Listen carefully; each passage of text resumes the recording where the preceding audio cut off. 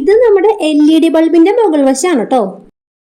ഇത് പിന്നെ നമ്മൾ ജെല്ലി മിഠായിയൊക്കെ വാങ്ങിക്കുമ്പോൾ കിട്ടുന്ന ചെറിയ പാത്രമില്ലേ, അതാണ് കേട്ടോ. ട്രാൻസ്പെറന്റ് വേണം. പിന്നെ ഈ ഒരു റോസപ്പൂ ഉണ്ടാക്കാൻ എല്ലാവർക്കും അറിയായിരിക്കും. നമ്മുടെ ഗ്ലാസിന്റെ വട്ടത്തിൽ വെച്ചിട്ട് ഒട്ടിച്ചുണ്ടാക്കില്ലേ, അതാണ് കേട്ടോ. ആദ്യം നമ്മളിത് ആ പാത്രത്തിലേക്ക് കുറച്ച് മുത്തുകൾ ഇട്ട് കൊടുക്കുക കേട്ടോ. പല കളറിലുള്ള മുത്തുകളുണ്ട്. പിന്നെ മൾട്ടി കളറിൽ കുറച്ച് തെർമോക്കോൾ ബോൾസും എടുത്തിട്ടുണ്ട്. അതും ഇട്ട് കൊടുക്കുക കേട്ടോ അതിൻ്റെ ഉള്ളിലേക്ക്.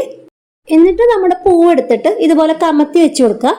പിന്നെ ബോക്സ് ഇതാ ഇതുപോലെ നല്ല ടൈറ്റ് ആയിട്ട് അടച്ചു കൊടുക്കുക കേട്ടോ. അതിനുശേഷം നമ്മുടെ ബോക്സ് ഇതാ ഇതുപോലെ ഒന്ന് മറച്ച് വെച്ച് കൊടുക്കുക.